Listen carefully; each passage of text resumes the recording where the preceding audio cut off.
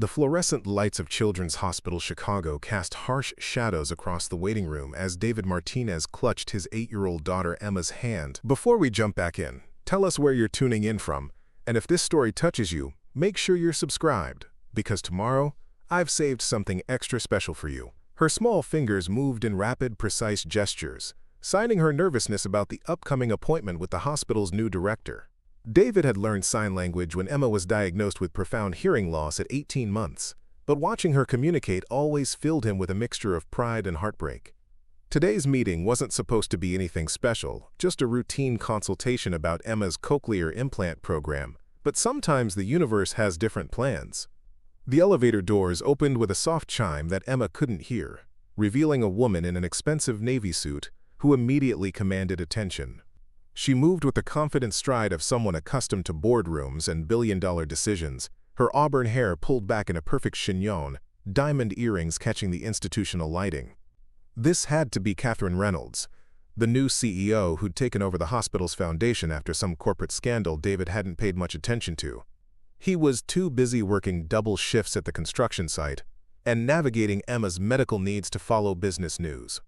Emma's grip tightened on his calloused hand as they stepped into the elevator together. The woman smiled politely, the kind of practiced expression executives wore like armor, but something shifted when her gaze landed on Emma. Her composed mask faltered for just a moment, revealing something raw and unguarded beneath. David noticed how her hands trembled slightly as she pressed the button for the 15th floor, the same floor they were heading to. The silence stretched uncomfortably until Emma, with the fearless curiosity that only children possess, began signing to the stranger. Her small hands moved in fluid, graceful arcs, asking if the pretty lady worked at the hospital and if she knew any other kids who couldn't hear. David started to intervene, embarrassed by his daughter's boldness, but Katherine's reaction stopped him cold. The CEO's face had gone completely white, her eyes fixed on Emma's moving hands with an intensity that bordered on desperation. Then Katherine did something that shattered David's understanding of the world. She signed back. Not the clumsy, hesitant gestures of someone who'd taken a class or two, but fluid, natural sign language that spoke of years of practice and intimate familiarity. Her hands moved with the same grace as Emma's, forming words that made his daughter's eyes widen with joy and recognition. But it was what Katherine signed that made David's blood run cold. "Hello, little butterfly. Do you still love strawberry pancakes on Sunday mornings?" Emma's response came so fast her hands were a blur, signing something that made no logical sense but sent ice through David's veins. "Mama? Is it really you, Mama? I've been dreaming about you every night." The moment those words left Emma's hands, David's world tilted off its axis. This couldn't be happening. Emma's mother had died in a car accident when she was barely 2 years old. Or at least, that's what he'd been told by the social worker who'd placed Emma in his care. He'd been a foster parent for only 6 months when they'd brought him this tiny, deaf girl who'd supposedly lost everything in a tragic accident. There were no relatives, no family connections, just a little girl who needed someone to love her unconditionally. But watching Katherine Reynolds' face crumble as she knelt to Emma's level, David realized that everything he'd believed about his daughter's past might be a carefully constructed lie. Katherine's expensive suit wrinkled as she dropped to the hospital floor, her corporate composure completely abandoned as tears streamed down her face. Preparing and narrating this story took us a lot of time, so if you are enjoying it, subscribe to our channel. It means a lot to us. Now, back to the story. Her hands shook as she signed to Emma, telling her how much she'd missed her, how she'd never stopped looking, how sorry she was for being gone so long. Emma launched herself into Katherine's arms with the trust that only children possess, as if no time had passed at all. She signed rapidly about her new daddy, who made her favorite grilled cheese sandwiches, about her school where everyone was learning sign language because of her, about the kitten they'd rescued last month that she'd named Princess Whiskers. David watched this reunion with growing dread, understanding that his world was about to change forever. Katherine looked up at him over Emma's head, her eyes red with tears but sharp with the intelligence that had built her business empire. "We need to talk," she said aloud, her voice hoarse with emotion. "There are things you don't know about Emma's past. Things that were hidden from both of us." David nodded numbly, his construction worker's hands suddenly feeling inadequate as he watched his daughter reconnect with a woman he'd never heard of, signing secrets in a language that suddenly felt foreign despite years of practice. The conference room on the 15th floor felt smaller than it should have, despite its floor-to-ceiling windows overlooking Lake Michigan. David sat across from Katherine Reynolds, watching Emma color in her sketchbook at the far end of the long mahogany table, headphones covering her ears as she watched cartoons on Katherine's tablet. The technology was clearly expensive, probably worth more than David made in 2 months. But Emma handled it like she'd been using premium devices her entire life. Katherine had composed herself since their encounter in the elevator, her CEO mask sliding back into place, though David could see cracks in the foundation. Her hands still trembled when she reached for her coffee cup, and her eyes kept drifting to Emma with a hunger that spoke of years of starvation. Her name wasn't always Emma, Katherine began, her voice carefully controlled. When she was born, I called her Isabella. Bella for short. She was born 3 weeks early, during the worst snowstorm Chicago had seen in decades. I was 24, fresh out of Northwestern with an MBA and a startup that was hemorrhaging money faster than I could raise it. David watched Katherine's face as she spoke, seeing how the polished exterior cracked when she talked about the past. This wasn't the confident CEO who graced magazine covers, but a woman carrying wounds that had never properly healed. The father was Marcus Chen, another MBA student who talked about changing the world while his trust fund paid for everything. When I told him about the pregnancy, he made it clear that a baby didn't fit into his 5-year plan. He transferred to Columbia the next semester and never looked back. I haven't spoken to him since. Katherine's fingers traced the rim of her coffee cup, and David noticed she wore no wedding ring, no jewelry, except for a simple watch that probably cost more than his truck. I thought I could handle everything alone. My company was starting to gain traction, and I had investors interested. I was so convinced I could be the perfect mother and the perfect CEO simultaneously. I was wrong about everything. Emma glanced up from her tablet, signing something to Katherine that made the woman's composure slip again. Katherine signed back quickly, telling Emma they were just talking about grown-up things, that she could keep watching her show. David still couldn't believe how naturally they communicated, like they'd never been apart. The complications started during labor, Katherine continued, her voice dropping to barely above a whisper. Bella was born with severe hearing loss. The doctors explained it was genetic, something called connexin 26 mutation. They said she'd never hear normally, that she'd need extensive support, therapy, possibly surgery. I was overwhelmed, exhausted, and completely unprepared for special needs parenting. David felt a familiar ache in his chest. He remembered those early days with Emma, the fear and uncertainty that came with raising a deaf child. The difference was, he'd signed up for it when he became a foster parent. Katherine had been blindsided.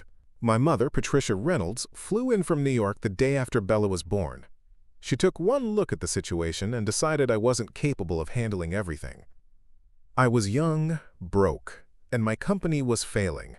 In her mind, I had 2 choices: give up the baby or give up my career.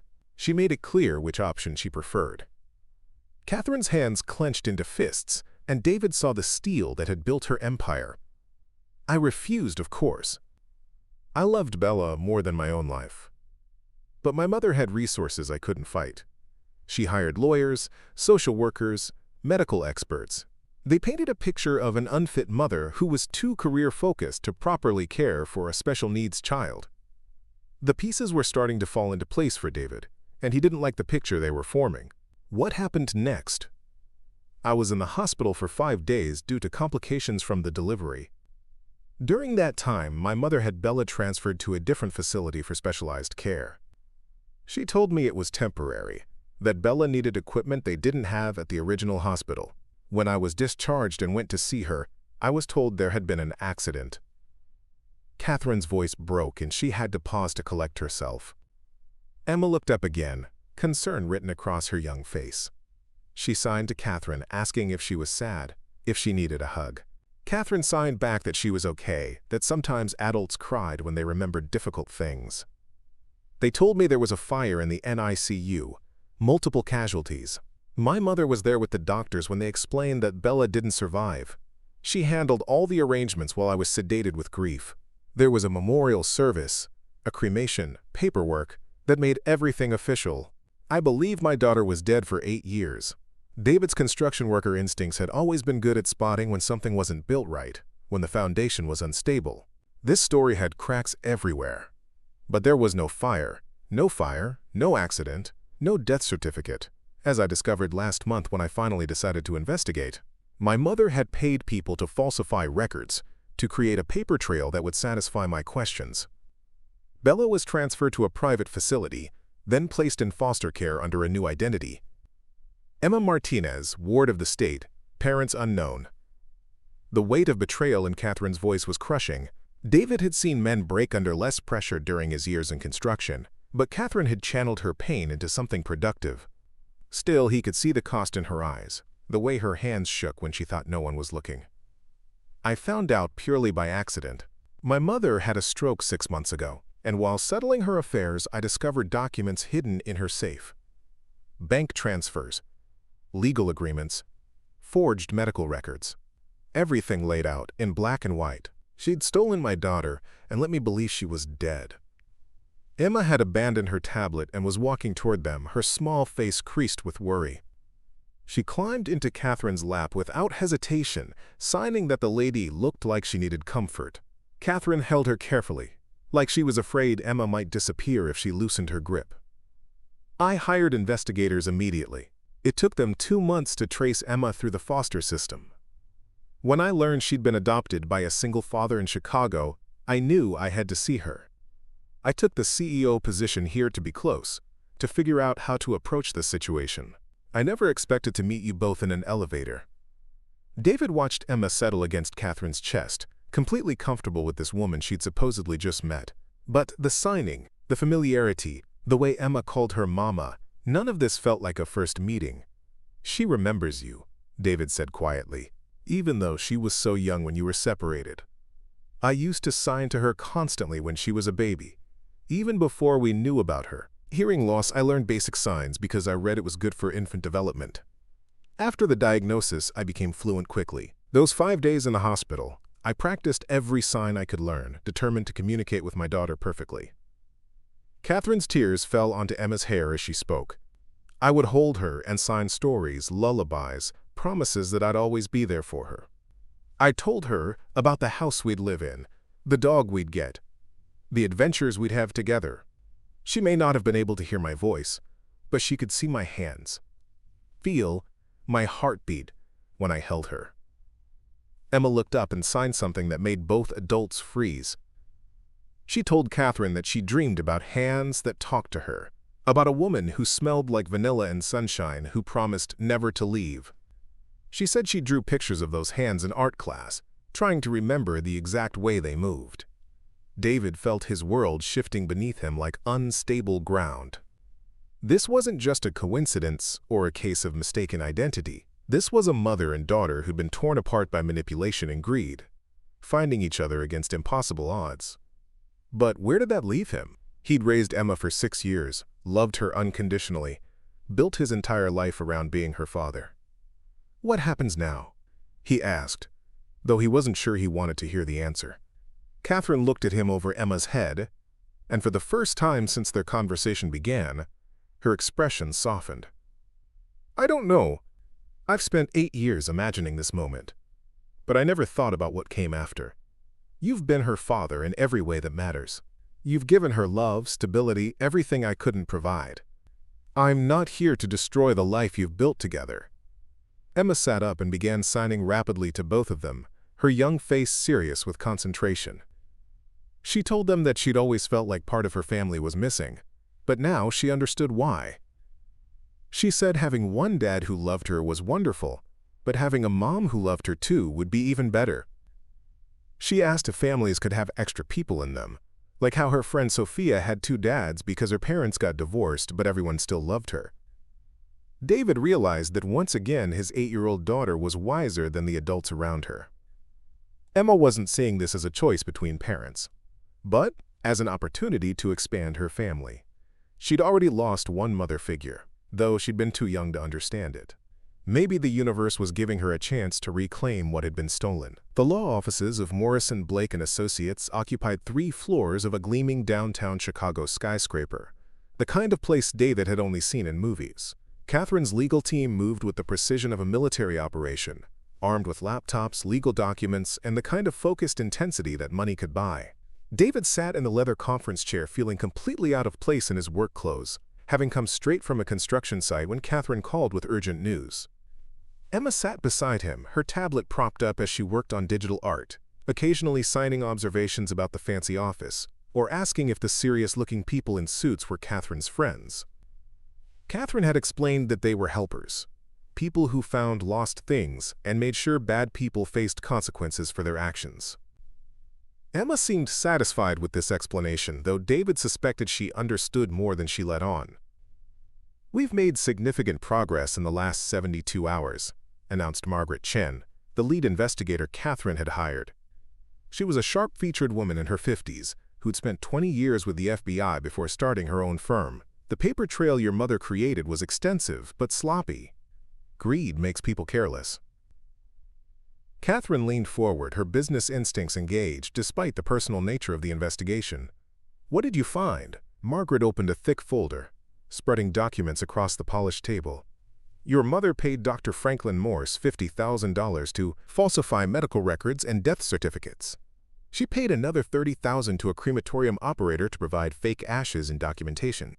The social worker who processed Isabella's foster placement received $15,000 to expedite the paperwork and avoid standard procedures." David felt sick listening to how casually Emma's life had been traded for money. His daughter continued drawing, unaware that adults were discussing the price tags attached to stealing her childhood. "There's more. Your mother established a trust fund in Isabella's name, supposedly for memorial purposes, but the money was actually used to pay ongoing bribes to maintain the cover-up. Hospital administrators, records clerks, even a judge who rubber-stamped the foster placement received payments over the years." Katherine's face had gone pale. "How much total?" "Conservative estimate? $250,000. Your mother was very thorough in buying silence." The numbers made David's head spin. That was more money than he'd earned in 5 years, spent casually to destroy a family. He watched Emma, wondering how different her life might have been if she'd grown up with Katherine's resources instead of his paycheck-to-paycheck existence. Would she have received better medical care, better educational opportunities, better everything? Katherine must have noticed his expression because she reached across the table to touch his arm. "Money doesn't make better parents, David. Love does. And you've given her something I couldn't. Stability. Consistency. Unconditional devotion. I was so focused on building my business that I might have failed her even without my mother's interference." Margaret cleared her throat, drawing attention back to the investigation. "We also discovered that your mother hired a private security firm to monitor Isabella's placement. She knew exactly where your daughter was and how she was doing for the entire 8 years.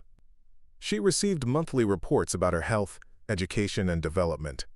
This revelation hit Katherine like a physical blow. She doubled over slightly, one hand pressed to her stomach as if she'd been punched. She knew. All this time, when I was grieving, when I was building hospitals and funding research in Bella's memory, she knew my daughter was alive and well in Chicago.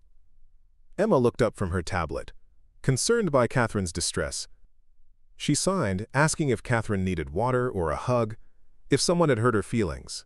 Katherine managed a watery smile and signed back that she was okay, just learning about some grown-up problems that made her sad but weren't Emma's fault. "There's something else," Margaret continued. "Your mother's health records show she was diagnosed with early-stage dementia 18 months ago. The stroke 6 months ago accelerated her cognitive decline significantly. It's possible she's experiencing guilt or confusion about her actions, which might explain why she kept such detailed records." David had been silent through most of the presentation, but this caught his attention. "Are you saying she might want to make things right?" "It's possible. Dementia patients sometimes become fixated on past actions they regret." The documents we found were all in a safe deposit box with a note attached. "For Katherine, in case I can't explain. She may have intended for you to discover the truth eventually." Katherine stood abruptly, pacing to the floor-to-ceiling windows that offered a panoramic view of Lake Michigan. "I need to see her. I need to understand why she did this, what she was thinking when she decided to destroy my family. "Is that wise?" Margaret asked. "She's in a specialized memory care facility. Her lucid moments are becoming increasingly rare." "I don't care. I've spent 8 years mourning my daughter while she was alive and growing up 40 minutes away from me. I deserve answers, even if they're confused or incomplete." David watched Katherine's reflection in the window, seeing the pain and anger warring in her expression. He understood the need for answers, but he also worried about what this confrontation might cost her emotionally. Emma had been following their conversation through lip reading and context clues, her intelligence allowing her to piece together information despite missing some details. She stood and walked to Katherine, tugging on her suit jacket to get attention. When Katherine knelt down, Emma signed with unusual seriousness for an 8-year-old. She told Katherine that sometimes old people make bad choices because they're scared or confused, but that didn't make the choices right. She said her teacher explained that holding onto anger was like holding onto hot rocks. It only hurt the person carrying them. She suggested that maybe they should focus on being happy together now, instead of being sad about time they'd lost. Katherine gathered Emma into a fierce hug, tears streaming down her face as she signed back her gratitude for such wisdom. David felt his heart swell with pride for his daughter, even as uncertainty about their future gnawed at him. Margaret shuffled through more papers. "We also need to discuss legal options. You have grounds for criminal charges against multiple parties. Conspiracy, fraud, falsification of records, possibly kidnapping depending on how we frame the illegal placement. Civil suits could recover millions in damages." "What about my parental rights?" David asked quietly. The question had been burning in his mind since the elevator encounter. If Emma was placed illegally, if the whole adoption was based on fraud, where does that leave me legally? The room fell silent, except for the distant hum of traffic far below. Margaret exchanged glances with Katherine before answering carefully. "Legally, your adoption could be challenged and potentially voided. However, given the circumstances and the length of time involved, family courts would likely prioritize Emma's best interests over technicalities." David felt the floor drop out from under him. 6 years of bedtime stories, scraped knee comfort, parent-teacher conferences, and daily proof of love could be swept away by legal technicalities. Emma was his daughter in every way that mattered, but biology and paperwork might not agree. Katherine turned from the window, her CEO decision-making mode engaged. "I want my mother prosecuted to the fullest extent possible. Everyone who participated in this conspiracy needs to face consequences. But David's rights as Emma's father are non-negotiable. I won't destroy another family to fix what my mother broke." "That's very generous but complex legally," Margaret warned. "Illinois adoption law doesn't typically recognize dual custody arrangements between biological and adoptive parents who aren't married." Emma had returned to her tablet but was clearly listening. She signed to David, asking if people were talking about taking her away from him. David's heart clenched as he assured her that no one would separate them, though he wasn't entirely certain he could keep that promise. Katherine sat back down, her expression determined. "Then we need to get creative. Guardianship arrangements, modified custody agreements, whatever it takes. Emma needs both of us, and we need her. There has to be a legal framework that protects everyone's interests." Margaret made notes on her legal pad. "It's possible, but it will require cooperation from family court judges and possibly some precedent-setting decisions. The good news is that Emma's clearly thriving in her current environment, which works in everyone's favor." "What about the other people involved?" David asked. "The doctor who falsified records, the social workers who took bribes? We're building cases against all of them." Dr. Morse lost his medical license last year for an unrelated malpractice case, but he can still face criminal charges. The social worker retired but can be prosecuted for corruption. The crematorium operator is trickier since he technically provided a service even though it was fraudulent. Katherine's phone buzzed with a message. She glanced at it and frowned. "The care facility says my mother is having a particularly clear day today. They're recommending I visit soon if I want meaningful conversation." Emma looked up and signed something that made both adults pause. She asked if they were going to visit the grandmother who made bad choices, and if so, could she come too? She wanted to meet the person who'd caused so much sadness, to see if she looked sorry for what she'd done. David started to object, but Katherine held up a hand. "Why do you want to meet her, sweetheart?" Emma's response was delivered with the matter-of-fact clarity that only children possess. She said that sometimes people who did wrong things needed to see that their actions hadn't completely destroyed everything. Maybe if the grandmother saw that Emma was happy and loved, she'd feel better about dying. Maybe forgiveness would help everyone heal faster. Margaret closed her folder.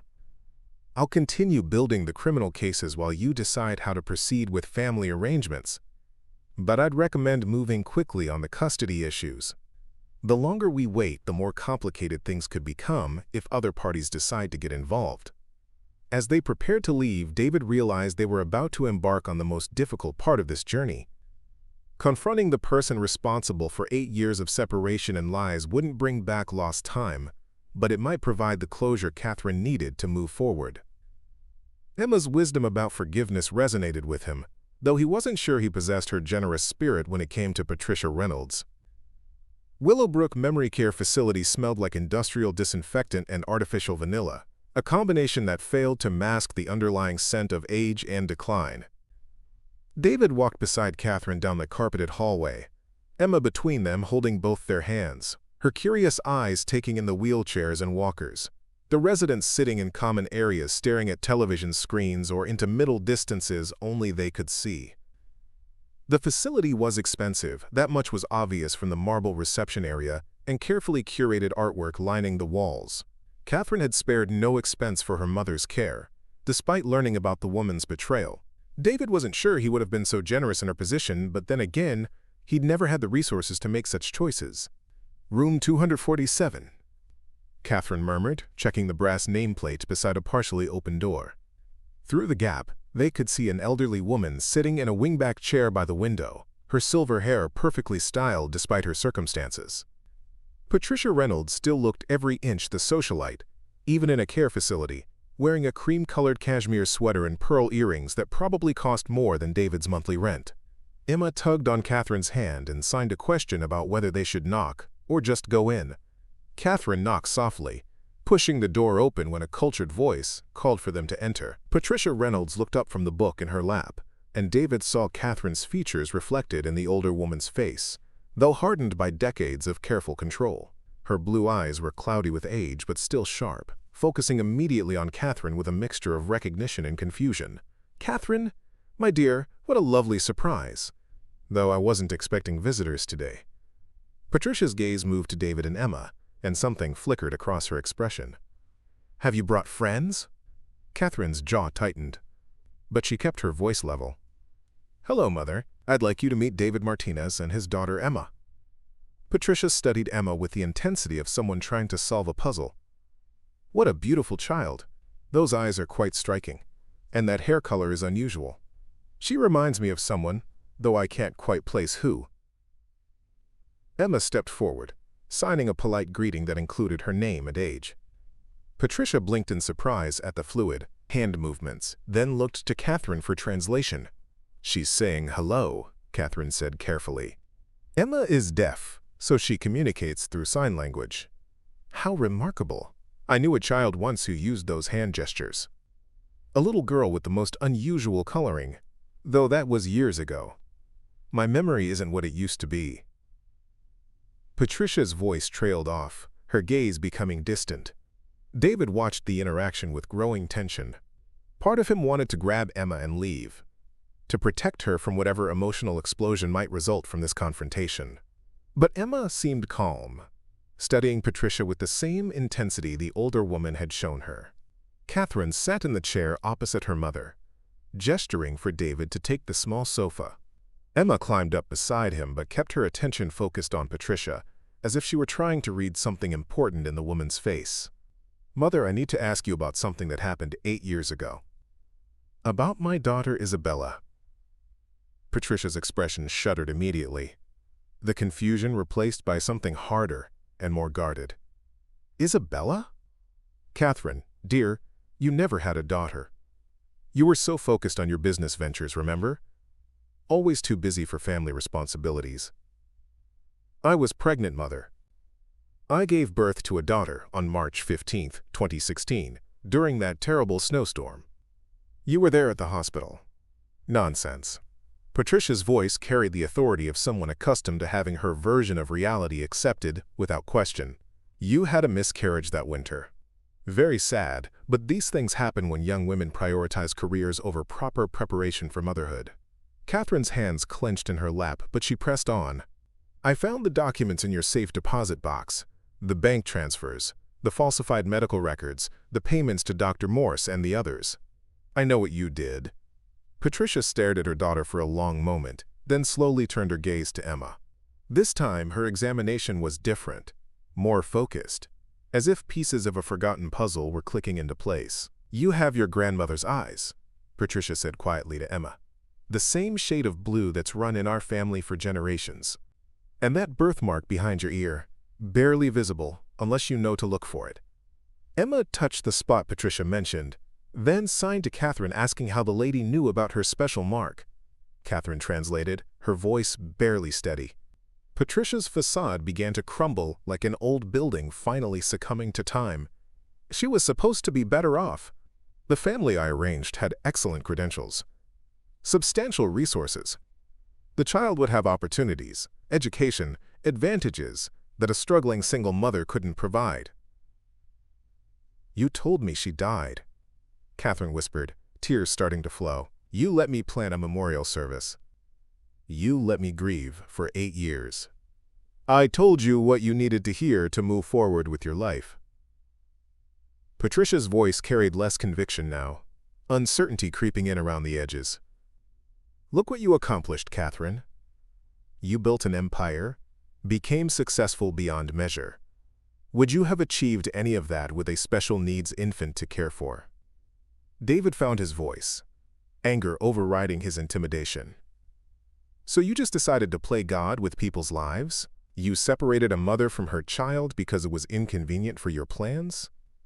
Patricia turned her attention to him, taking in his work clothes and calloused hands with barely concealed disdain. And you are? I am Emma's father. I've raised her since she was 2 years old, loved her unconditionally, given her everything I could provide. Which apparently wasn't part of your grand plan either. Father? Patricia looked confused again, glancing between David and Katherine.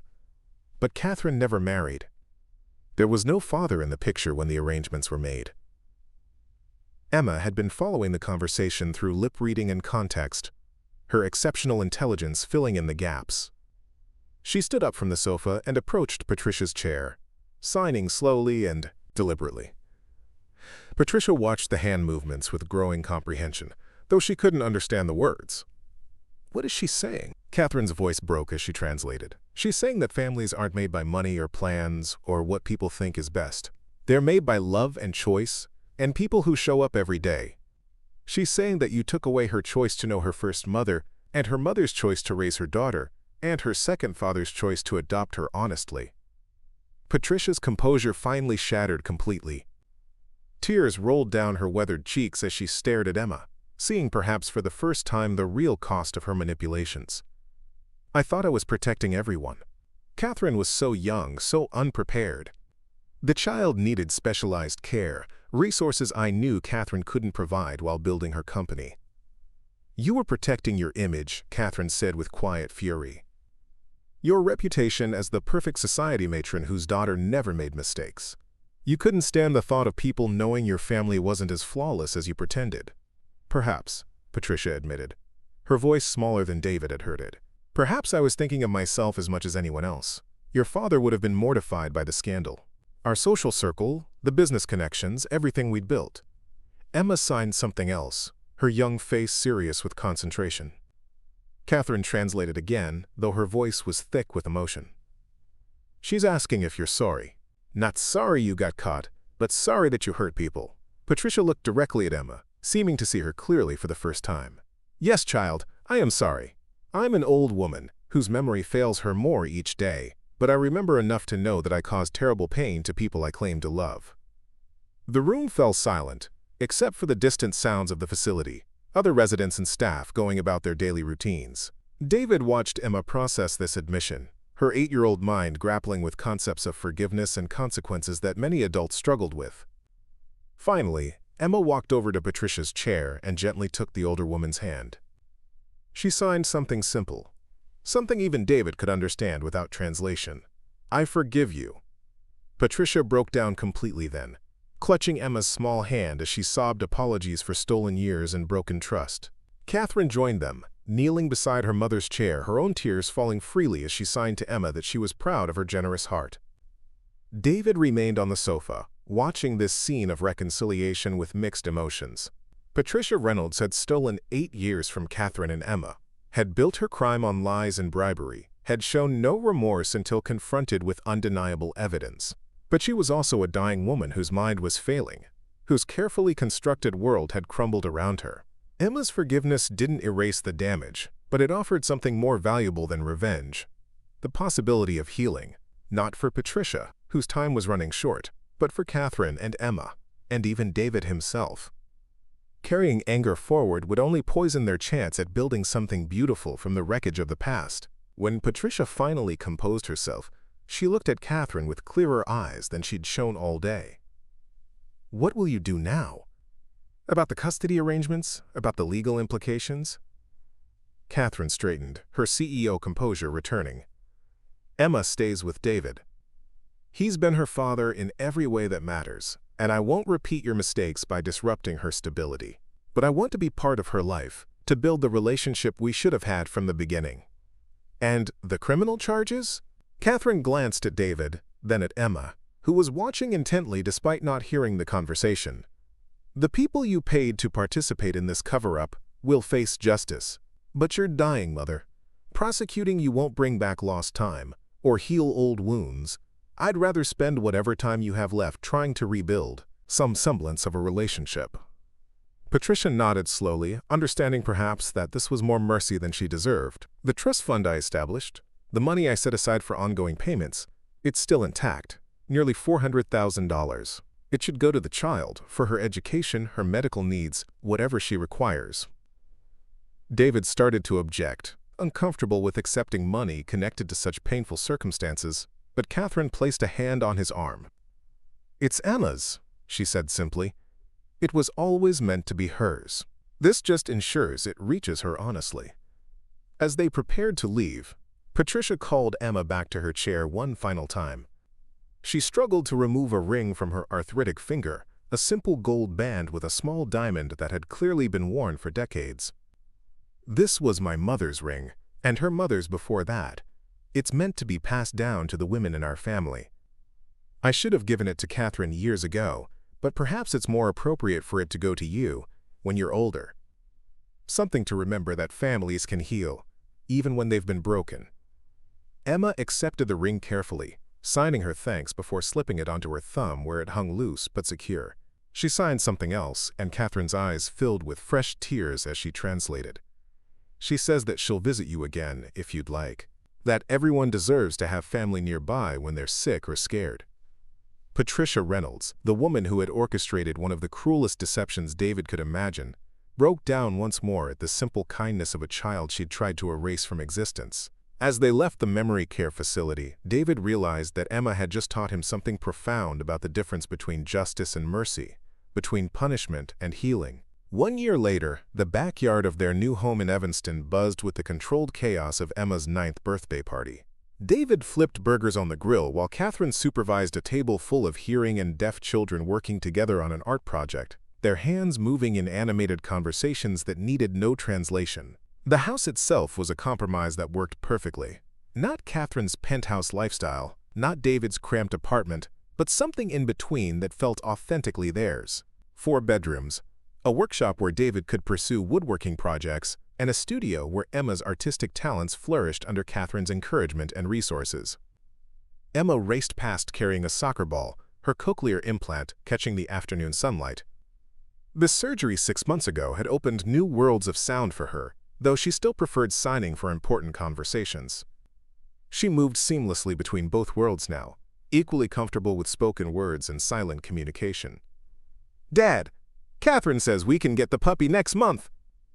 Emma's voice carried the excitement that only a 9-year-old could generate over promised pets. Her speech was clearer now, months of therapy helping her navigate the new auditory landscape while maintaining her visual communication strengths. David caught Katherine's eye across the yard and grinned. They'd been discussing the puppy idea for weeks, knowing Emma was ready for the responsibility. Their co-parenting relationship had evolved into something neither had expected: genuine partnership built on mutual respect and shared devotion to Emma's happiness. The legal arrangements had been complex, but successful. Katherine held biological rights while David maintained adoptive custody, creating an unprecedented shared guardianship that family court judges initially resisted, but eventually approved. Emma belonged fully to both of them. Her family expanded rather than divided. Katherine approached the grill, sliding her arm around David's waist with the easy affection that had grown between them over months of building trust. The lawyer called this morning. Patricia's estate settled. Emma's trust fund is officially established, plus the house in Lake Forest will be sold with proceeds going to children's hearing. Research. David nodded, no longer uncomfortable with Katherine's wealth or the financial security Emma now enjoyed. He'd learned that love wasn't diminished by resources, and Emma's future opportunities didn't diminish his role as her father. If anything, Katherine's success freed him to focus on what he did best: being present, consistent, and unconditionally devoted. Emma bounded back to them, signing rapidly about her friend Marcus teaching other kids basic signs so they could communicate with the two deaf children at the party.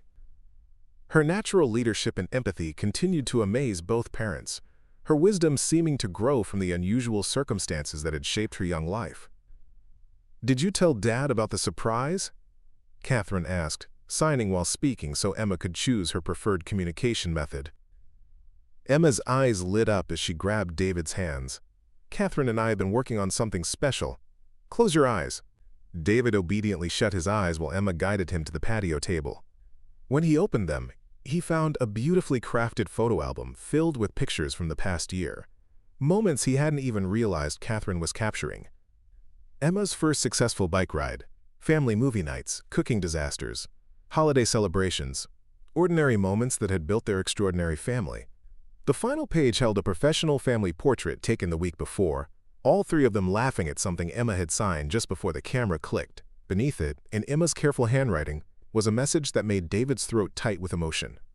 "To the best dad in the world, who taught me that families are made with hearts, not just DNA. Thank you for showing Katherine and me what love looks like every single day." Katherine's eyes were bright with unshed tears as she watched David read their daughter's words. "I know this isn't how any of us planned our lives, but I can't imagine a better outcome.